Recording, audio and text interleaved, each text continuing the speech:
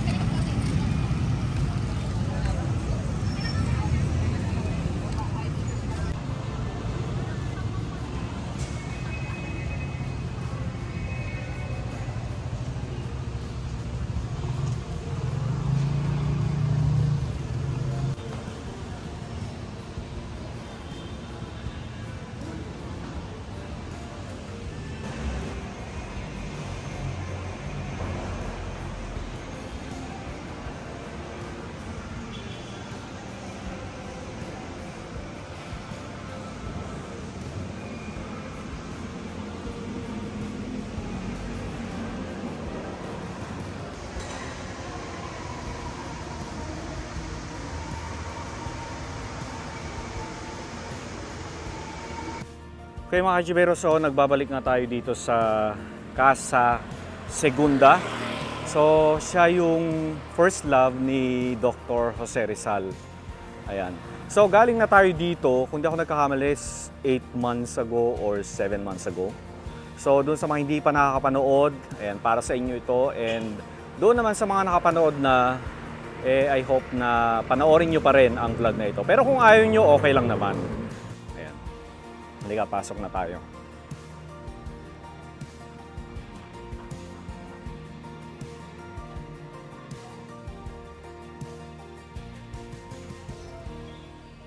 Makikita natin yung bahay, kahoy sa taas, tapos sa baba, bato. So, typical bahay na bato mga kachibero. And then yung mga window, kapis window, ayan. Tapos dito makakita tayo ng used to be fountain, or ngayon, pond na lang siya.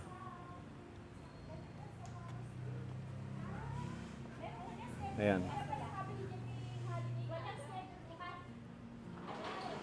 Tapos ito, azotea.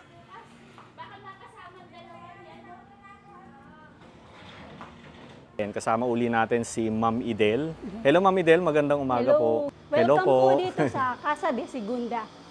Si Segunda po, first love po ni Jose Rizal. Yan, hindi naman naging sila kasi nung unang panahon ang uso fixed marriage matandaan. Kaya siya po ay pinagkasundo kay Manuel Luz, isa sa pinakamayaman dito sa Lipa, yun po ang napangasawa niya. Nagkaroon po sila ng 9 na anak kasi hindi naman daw uso ang family planning. Ang family planning, yes, yan totoo. po yung mga anak nila, 9 po. So, di ba? Ang dami. So, ilang taon si Luz at saka yung asawa niya nung kinasal sila? Si Segunda po that time is 16 years old. 16 yung asawa? I think it's 18, it's 2 years. Ah, 2 years. Oh. Si Segunda sa picture na yun is 14 years old. Ah, 14 lang siya dito. Si Rizal that time is 16. Si Segunda po, nag-aaral sa La Concordia, isa sa pinakamatandang women's school sa Manila. Kaya po sila nagkakilala ni Rizal kasi po, yung sister ni Rizal, si Olympia, dormmate po ni Segunda. Ah, doon po sila kaibigan. nakakilala sa mga party-party, yon.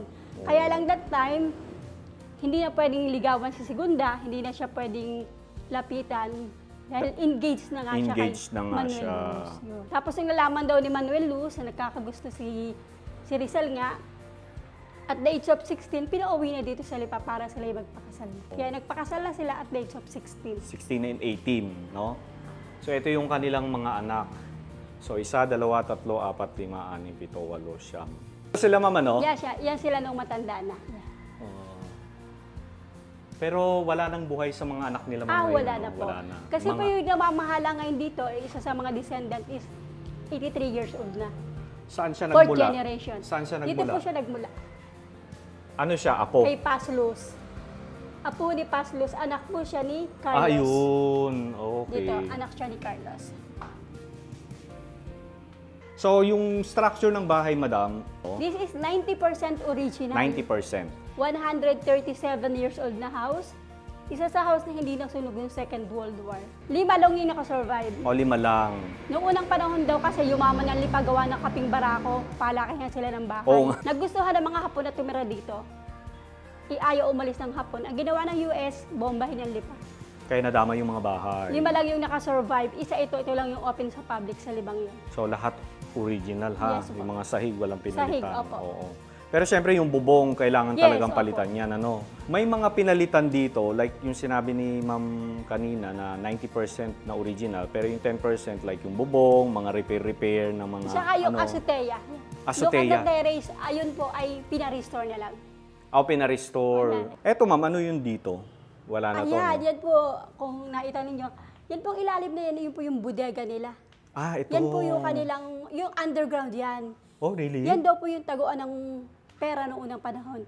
Yung pinagbibentahan nila sa kape, sack of gold coins, sako-sakong gold coins. Yan po nakatago. Oh, pero siyempre ngayon wala na. Wala na, syempre. Ubus na. Malinis na po yun. Oo. So, may underground talaga siya. Malawak yun. Nakita mo na. Hindi lang na ano naman talaga siya masyadong malaki. Hindi. Parang ano lang. Parang ganyan lang. Okay. Malawak ho, hanggang isang kwarto. Oo. So, ito po sila mama, no? O, Segunda Katigbak at Manuel Luz pala. Sorry. O, di ba yung hagdan nila, o kita nyo? Sana hindi nyo na siya ibahin. Ganyan lang siya. No? Hindi na talaga Oo. iba. Nakakatuwa kasi ganyan na ganyan talaga siya, no? Original. Tapos dito, Yan ang kanilang komedor. komedor, ibig sabihin hapagkainan or dining area, yes, no? Dining. Yeah. Ano na nga bang tawag mo dito, ma'am, dati? Yan, oh. Yun po yung radyo nila nung unang panahon. Anong tawag dyan? Radyo Puno. Radyo Puno. Puno. Diba? Yan po yung ginaganon, tapos may plakang malaki sa loob. Ganun, kailang Oo, okay na. Huwag sira na natin opo. buksan. Oo. Bakit tayo, ma'am? Plancha po nila nung unang panahon. Ito ba yung tinatawag na, prensa? Prensa, yes. Oo. Prensa. Prensa. Mas nauna yan kaysa dun sa uling, tama? Yung, naabutan natin ng mga Yung may lolo. cover na, na parang Israel gano'n. Oo. Introswelo, hindi na namin pinapapasukan. Because, Mahuna na po yung sahig. At saka, yan parang opisina nila nung unang panahon. sige, okay Ginawa lang. na namin bodega. Introsuelo Introsuelo. meaning, i-explain mo sa Sa amin. Spanish daw is mezzanine, room in between. Kasi nung unang panahon daw, laging may ganun. Magtumaas, laging may room. Tapos okay. ginagawa nilang opisina kasi nag-aral sila, hindi naman sila nagtrabaho. Kaya anong nangyayari, parang ginagawa nilang opisina. Work from home, uso na Parang yun. ganon. Oh, okay. Kita tayo.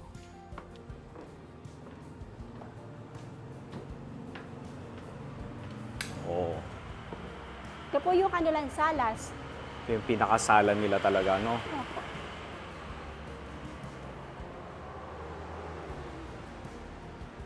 Hello. Eto ma'am, hindi na to Nandito po yung gumagana. Ay, gumagana pa to. Gumagana pa. Ito Pero, po, hindi na. di ba 100-year-old violin. Opo. Oo nga, no, 100 years old na. Pero di ba ang piano kapag hindi nagagamit, lalong masisira? Siguro nga. Oo. Pero gumagana pa siya, kaya lang wala na siya sa tune. Okay, okay. Yun. Hindi naman yung totally sira na Hindi talaga, na, no? Tapos yung kanilang chess table Oo nga na daw. oo. pinaglaruan ni Rizal at saka ni Manuel Luz. Natalo daw si Rizal. Sila? Naging magkaibigan na sila nung naging mag-asawa na si Segunda at si Manuel Luz. So Yan, parang kaya pumasyal siya dito, naglaro sila ng chess, natalo siya, natalo si Rizal? si Rizal. Kasi that time naman, kaya nakapasyal si Rizal, I think nagsusulisit si Rizal. Marami siyang project that time, ay mayaman sila Segunda. Oo. Kaya, yun, kaya siya nakapasyal dito. Tapos nakakabayo siya. Oo nga daw. Kalamba oo. papunta dito. Yung kabayo niya, Doon niya tinatali sa puno ng alagaw sa labas. Yung nasa entrance, Nasa no? entrance. Yun daw yung paracetamol noong unang panahon. Paracetamol. Gamot sa ubo, lagnat, sipon. Oh. Yun. So ngayon ba ginagamit nyo pa rin yun? Ginagamit pa rin ngayon. Ah, talaga? Effective siya sa sipon. Oh. Tsaka sa ubo, yun. Mamaya explain mo nga sa amin paano yung ano niya? Di yung Pagbaba dahon natin. niya. Pagbaba natin. Ah, sige, Ha? sige. Ayan. Okay, sige. So etong mga gamit, ma'am, Yan. eto Original gamit pa po talaga yun. ng bahay. Ano? Opo, ito. Tawag dito is butaka. Oo, butaka. Yan. Paanakan or parang relaxing nakataas. Relax, Normally, di ba nakataas Yes. ang paa niyan, kaya may ganito. Tinataas yung paa talaga. O, di ba? Kasi may mga bahay tayong napuntahan na hindi na original yung gamit. Parang pinuno na lang para hindi naman bare Para hindi, tignan. oh. So, Pero ito original ito talaga original lahat. Gamit talaga nila. Yan. Kaya Even sobrang itong mga to? bibigat. Yan. Kaya sobrang bibigat nila. Mabigat yung silya. Kasi yung iba yung Oo nga, ang bigat.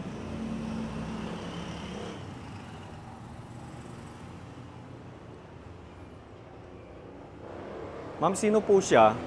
Siya po isa sa po sa mga descendant. Apo? Apo ko. Apo ng segunda? Segunda. Okay. Tapos sila po yung... Yan, mga pang 4th generation. Eto na yun. Ito po kasi si Lola. Pang 4th generation. Si Lola Lilet. Oh, yun nandyan, Kailang oo. medyo bata pa siya dyan. Oo, Lola Lilet. And kapag lumalabas lang si Lola Lilet kapag mga special... Pag halimbawa yung mga matatanda na relatives na gusto magpa-tour, mga friends. Oh, mga ganon. Pero hindi na yung sa ibang tao Hindi na pinapayagan ng mga anak. O, wag tama. Tama. Yun yung pang-araw-araw ni Segunda noong unang panahon. Original Pang-araw-araw yung na taas. damit niya. Yes. Basta ito yung damit niya. Basta yung may tao, okay.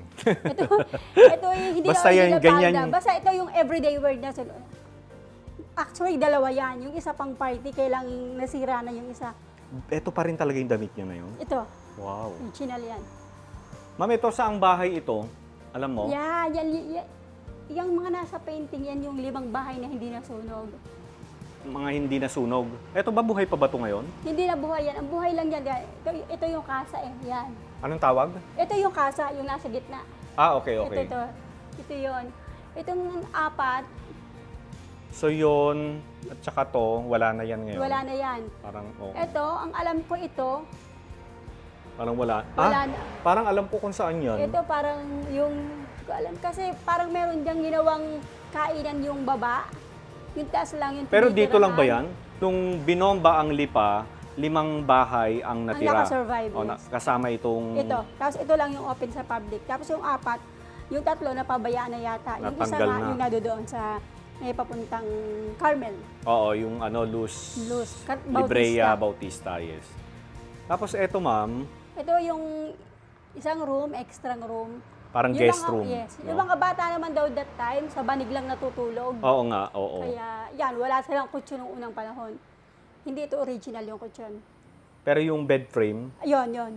ayun ang original. Eto hindi na. Hindi na. Ah, Ito yung luggage nila nung unang panahon, yung maleta nila. tampipi. Ang tawag itang pipi, yan. Oo nga. Nakikita natin yan sa mga pelikula Tapos nila. yung kanilang noon. makina de mano, Makina de mano. yung rocking chair nila, ang tawag dito ay kolumpyo. Tungga-tungga, kolumpyo ang tawag. Kolumpyo. Rocking chair sa English kung gusto niyo pasosyalin. Yan yung bahay ni Madam ngayon, ano? Diyan siya. Ito. Yan, isa rin sa mga apo. Kung Isa rin si sa Lola ay apo sa tuhod, ang nakitira dyan is apo sa talampakan daw.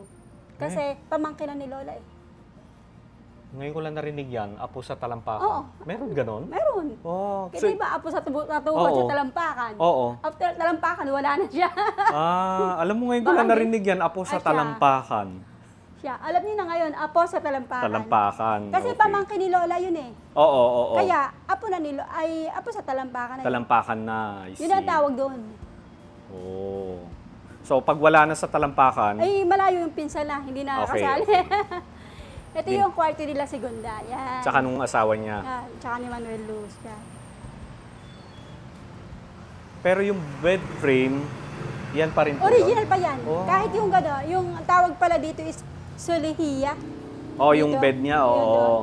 Yung butas-butas na gano'n. Oo. Even the aparador, ano? Yes.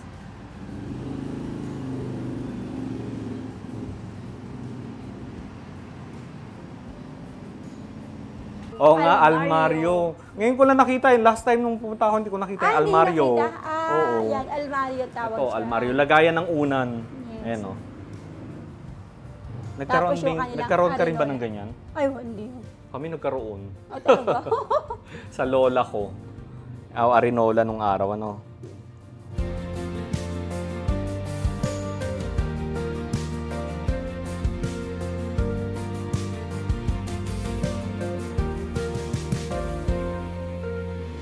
Doon po, ma'am, ano yung meron doon sa dulo? Papunta ng Azotea. Oo, mamaya dyan tayo Yes. mag-exit. O, sige. Yan. So, mamaya dadaan tayo doon sa Azotea. Pababa. Ito rin po talaga.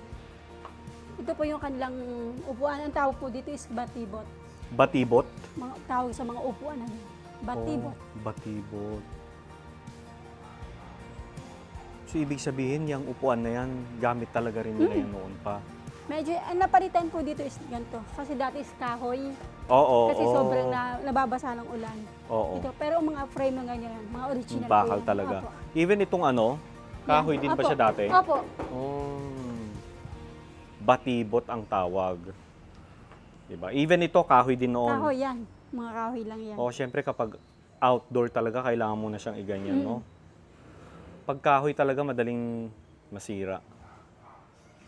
So, etong puno na to, nandito na ba talaga ito noon pa? Opo, matagal na ito pong puno ito. Kasi nung unang panahon daw kasi, yung mga modern house na yan, puros puno ng prutas. Fruit berries yan. Oo. Kasi malaking ang bahay na ito, 2 street ang nakakasakop. Ang ginawa nung pang 4th generation, isa sa descendant na tinirhan nila, yan. Pinalis yung mga puno, diyan sila nagbahay. Oh. Pero maraming prutas sa likod niyan. Avocado, santol, lansones, star apple, yan. Marami Oh. dyan ko. Wow. Tapos ito yung puno ng kaping barako. Kung saan Puno sila ng yumaman. kaping... Kung saan sila yumaman. Ah, this one, oo. Ito po yung kaping barako. Puno. Oo. Kaping Kaya, barako, kung wala saan siyang- sila yumaman Wala siyang, nung araw. wala na siyang bunga. Di ba pag ano yan, kapag kulay So, red, inaano natin, kinikendy? Kini- Oo. Tapos pag naging black na, yon pwede na kuhain. Oo. Tapos ibibilad, Mm. tapos babalatan, batawag doon. Yes. So, ito yung sinasabi mong gamot sa... Yan, gamot sa ubo, lagnat, sipon. Anong tawag sa puno yan na daw yan? po yung paracetamol nung unang panahon. Anong tawag sa puno? Alagaw. Alagaw? Alagaw tree. Alagaw tree. Sa ubo. Ubo, lagnat, sipon. Yung dahon, lilinisin lang, tapos ilalaga, yung pabulakan ng pabulakan, gagawin mong tubig. Tapos iinumin. Napaka-effective. Yes po. Napaka-effective niya. Wow. Marami pa rin humihingi yan pag may mga tour kami na hindi taga rito. Oo. Oo. Alagaw. Ah. And Ma'am Idel, maraming salamat po ulit. ha? Okay, Thank you so much po. Thank you. So, nag-open ito every day from 8 o'clock hanggang 5 o'clock ng hapon. Ayan. Kaya, pwede kayong pumunta rito anytime. Pero syempre, wag lang gabi. Ano? Ayan.